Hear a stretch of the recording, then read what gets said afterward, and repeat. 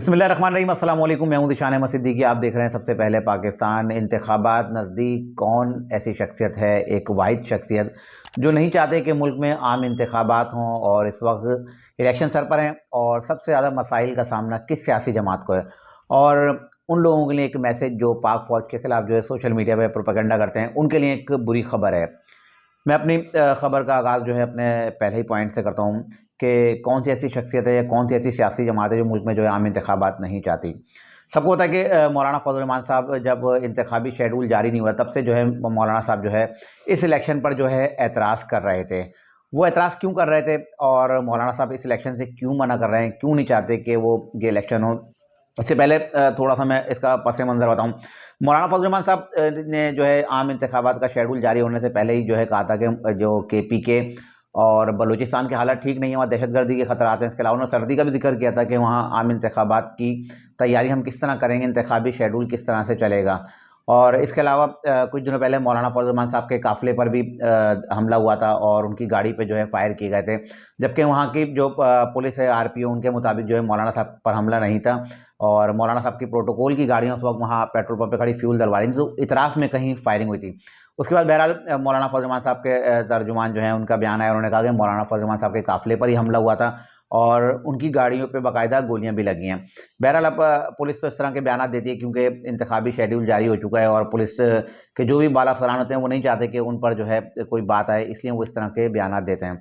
बहरहाल मौलाना फजल रहमान साहब पे हमले का थ्रेट लेटर्स तो जो लेटर जो है वो तो 29 दिसंबर को जारी हो गया था, जिसमें मौलाना फजल रहमान साहब और एमल वली खान को जो है निशाना बनाने की निशानदेही की गई थी। उस पर जो है तमाम चीफ सेक्रेटरीज, आईजीज और जो मुताल्लिका हुक्काम है उनको जो है वो लेटर्स जारी कर दिए गए थे कि मौलाना फजल रहमान साहब और एमल वली खान को जो है उनकी जान का जो है ख़तरा है। अब मौलाना फजल रहमान साहब जो है इंतखाबात क्यों नहीं चाहते। पहले तो मौलाना फजल रहमान साहब अकेले थे, फिर उन्होंने अपने एएनपी को मिलाने की कोशिश की कि अवामी नेशनल पार्टी भी जो है उनकी हिमायत करे कि इस इंतखाबात जो अभी हो रहे हैं इसको कुछ महीने जो है आगे बढ़ा दिया जाए। बहरहाल अवामी नेशनल पार्टी ने तो मना कर दिया और उन्होंने कहा कि हमने उस बुरे हालात में इंतखाबात से जो है पीछे नहीं भागे जब बम धमाके होते थे, खुदकुश हमले होते थे और हमारी लीडरशिप तक को जो है शहीद किया गया। बहरहाल अवामी नेशनल पार्टी तो यही चाहती है कि मुल्क में जो है आम इंतखाबात जो है अपने मुकर्रर वक्त पर हों।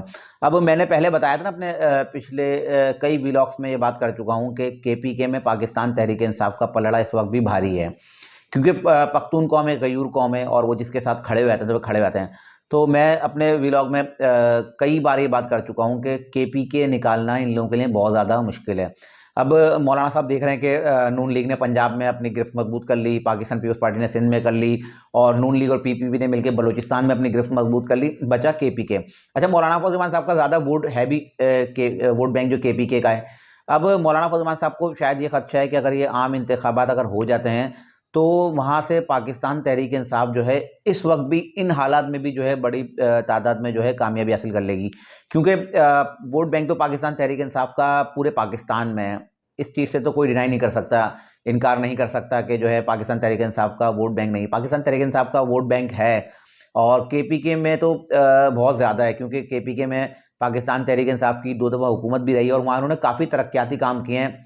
अब परवेज़ खटक साहब आए हैं, दीगर सियासी जमातें आई हैं, आईपीपी आई है, लेकिन वहाँ का जो वोटर है वो सिर्फ इमरान खान को जानता है। और वाली मिसाल है ना कि इमरान खान अगर खंबे को भी खड़ा करे तो उसको भी वोट पड़ेंगे। तो केपीके में मुझे लगता है मौलाना फजल रहमान साहब को ये खतरा है कि जो है उनको लगता है कि अगर ये आम इंतखाबात जो हैं 8 फरवरी 2024 को होते हैं तो पाकिस्तान तहरीक इंसाफ जो है बड़ी तादाद में नशिस्तें निकालने में कामयाब हो जाएगी। अलबत्ता अभी बल्ले का निशान तो उनको अभी तक बरकरार है। अगर उनसे वापस भी लिया जाता है तो उसके बाद भी पाकिस्तान तहरीक इंसाफ की जो प्लान बी है उसके तहत जो है वो अपने जो भी उनके उम्मीदवार होंगे उसकी सोशल मीडिया पे ज़ाहिर से बताएंगे, मुहिम चलाएंगे कि भाई फ़लाने फ़लाने हल्के से जो है ये उम्मीदवार जो है इसको जो है सपोर्ट करो। अब ये पाकिस्तान तहरीक इंसाफ का हिमायत याफ्ता जो है आज़ाद उम्मीदवार है, या जिस भी निशान के लिए लोग जाते हैं सुप्रीम कोर्ट जाएंगे अगर बल्ले का निशान वापस लिया जाता है उसके बाद, और अब बल्ले का निशान ही बरकरार रहता तो फिर पाकिस्तान तहरीक इंसाफ के लिए तो वैसे ही केपीके में बहुत ज़्यादा आसानी है। तो मुझे ये लगता है कि एक वाहिद सियासी जमात और एक वाहिद लीडर मौलाना फजल रहमान साहब है जो नहीं चाहते कि मुल्क में जो है आम इंतखाबात हों। और इसकी वजह यही हो सकती है, जो मुझे लगती है कि मौलाना फजल रहमान साहब को शायद लगता है कि केपीके में अगर आम इंतखाबात होते हैं तो पाकिस्तान तहरीक इंसाफ जो है वहाँ से जो है जीतने में कामयाब हो जाएगी, बल्कि जीतेगी नहीं बल्कि हो सकता है शायद पाकिस्तान तहरीक इंसाफ इस पोजीशन में भी आ जाए कि वो केपीके की जो है हुकूमत बना ले। ये थी पहली खबर। और दूसरी मेरी खबर थी कि इस वक्त सबसे ज़्यादा जो मुश्किल में घिरी सियासी जमात है वो है पाकिस्तान मुस्लिम लीग नून है। पाकिस्तान मुस्लिम लीग नून के बाद उम्मीदवार ज़्यादा हैं और नशिस्तें कम हैं, और ज़ाहिर-सी बात है ये उन लोगों का हक भी अदा कर रहे हैं जिन्होंने तहरीक अदम-ए-एतमाद में इनका साथ दिया था। अब एक तरफ इनके पुराने जो इनके लीडर्स हैं और वो लोग जिन्होंने कुर्बानियाँ दी, जो बुरे वक़्त में इनके साथ खड़े हुए। अब मैंने पहले अपने व्लॉग्स में बताया था कि पार्लिमानी बोर्ड के इजलास में किस तरह से मरीम नवाज़ ने तहमीना दुल्ताना और एक और जो खातून थी जिन्होंने हिना परवेज़ पे भट्ट पे जो है एतराज़ किया था कि ये ब्रांडेड फूड और पर्स लेकर आ जाती हैं। उसके अलावा तलाल चौधरी आपके सामने हैं। इसके अलावा अब बिलावल भुट्टो ज़रदारी साहब जो है लाहौर जा रहे हैं, मियां अब्दुल गफूर हैं, उनसे मुलाकात करेंगे, वो भी नून लीग के करीबी साथी थे। तो बहुत सारे ऐसे लोग हैं जो पाकिस्तान मुस्लिम लीग नून से जो है टिकट के उम्मीदवार हैं कि उनको जो है फाइनल किया जाएगा। लेकिन पाकिस्तान मुस्लिम लीग नून जो है इस वक्त परेशान है टिकट्स के मामले पर। और पंजाब में तो उन्होंने अपना ग्राउंड मजबूत कर लिया और वहाँ जाके बिलावल भुट्टो ज़रदारी साहब जो है अपने आप को मजबूत कर रहे हैं। NA 1-2-27 से वो वहाँ इलेक्शन में हिस्सा लेंगे लाहौर से, और मियां अब्दुल गफूर से मुलाकात भी करेंगे वो। और वो बताया जाता है कि जो मियां साहब का जो घर है, जो उनका जो बंगला है, जो महल है, उसके करीबी मियां अब्दुल गफूर हैं, जो पहले नून लीग और मियां साहब के बड़े करीबी साथी थे। अब वो जो है पाकिस्तान पीपल्स पार्टी में बाकायदा शमूलियत इख्तियार कर रहे हैं। एक तरफ बिलावल भुट्टो ज़रदारी साहब जो है पंजाब में जा रहे हैं और अपना वोट बैंक मजबूत कर रहे हैं, तो दूसरी तरफ पाकिस्तान मुस्लिम लीग नून को सिंध में भी मुश्किलात का सामना है। और सिंध में जब से इनके नए जो सदर बने ना बशीर मेमन साहब, तो उसके बाद से पाकिस्तान मुस्लिम लीग नून के मरकज़ी लोग जो है कुछ नाला नज़र आते हैं। और अगर मैं ख़ास तौर पे बात करूँ, क्योंकि एक बोर्ड बना था ना जब ये नशिस्तें और टिकटें फाइनल करने थे, तो इसमें सदर जो सिंध के हैं बशीर मेमन और खेलदास कोहिस्तानी साहब हैं। तो खेलदास कोहिस्तानी के हवाले से जो है बड़ा जो है लोगों को तशवीश है, और लोगों ने कहा कि खेलदास कोहिस्तानी जो है अपने मंजूर नज़र लोगों को जो है नवाज रहे हैं, और इन्होंने नवाजने के तमाम रिकॉर्ड तोड़ दिए हैं। अब अक़लियती नशिस्त की एक रुकन है नीलम कुमारी, और इसके हवाले से पाकिस्तान मुस्लिम लीग नून के जो ख़वातीन हैं उनमें बड़ी तशवीश पाई जाती है, क्योंकि खेलदास कोहिस्तानी ने जो है अपना नवाज़ने की इस हद तक इंतहा की कि ख़वातीन की मखसूस नशिस्त पर जो है नीलम कुमारी को सर-ए-फ़हरिस्त रखा। इसके अलावा सूबाई असेंबली की भी मखसूस नशिस्त पे उन्हीं को सर-ए-फ़हरिस्त रखा। इसके अलावा अक़लियती रिज़र्व नशिस्त पर भी जो है नीलम कुमारी को जो है सर-ए-फ़हरिस्त रखा है। तो पाकिस्तान मुस्लिम लीग नून की मुश्किलात में इज़ाफ़ा है, और पंजाब में तो पीपल्स पार्टी जाके अपने जो है वोट बैंक मजबूत कर रही है, वहाँ से कुछ नशिस्तें निकाल भी लेगी। लेकिन सिंध, जिसका दावा अब तक यही है मुस्लिम लीग नून का कि वफ़ाक की हुकूमत उनकी बनेगी, मैंने बताया कि हुकूमत उनकी बनेगी, लेकिन सिंध में उनकी कोई तैयारी नज़र नहीं आती। अब बिलावल भुट्टो पे जो है पाकिस्तान मुस्लिम लीग नून के लोग तनकीद तो करते हैं कि कराची में आपने कौन सा काम कर लिया और किस मुँह से आप लाहौर में आ रहे हैं और लाहौर में आप क्या करेंगे। बहरहाल अब ये तो एक सियासी बयानात हैं जो पाकिस्तान मुस्लिम लीग नून के लोग जो है पीपल्स पार्टी के खिलाफ दे रहे हैं। लेकिन मुस्लिम लीग नून इस वक्त जो है शदीद मुश्किल में है, और वो उनके समझ में नहीं आ रहा कि वो किसको टिकट दें और किसको टिकट नहीं दें। ज़ाहिर-सी बात है जिन लोगों को टिकट नहीं देंगे वो नाराज़ होकर दूसरी सियासी जमातों का जो है रुख करेंगे। ये थी मेरी दूसरी खबर। और तीसरी खबर थी मेरी, अब सोशल मीडिया पे जो प्रोपेगेंडा चलाया जाता है पाक फ़ौज के खिलाफ और हमारे दिफाई इदारों के खिलाफ, मुसल्लह अफ़वाज के खिलाफ, इनके खिलाफ अब ऐवान बाला में एक करारदाद पेश कर दी गई है, और उस करारदाद को बाकायदा मंजूर भी कर लिया गया है।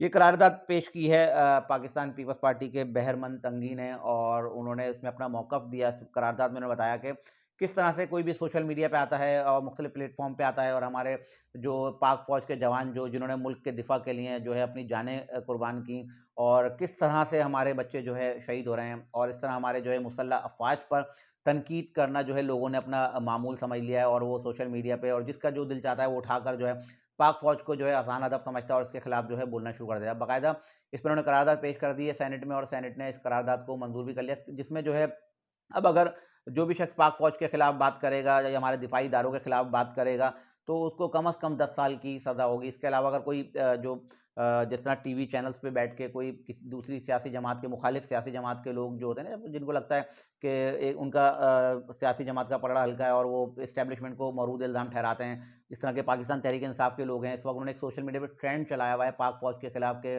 किस तरह से वो काम कर रहे हैं। तो अब उन तमाम लोगों को अब लगाम डाल दी गई है, और ये बिल बाकायदा पेश कर दिया गया, और जो अगर उम्मीदवार होंगे जो इलेक्शन लड़ने के, तो उनको भी 10 साल के लिए जो है नाअहल किया जाएगा।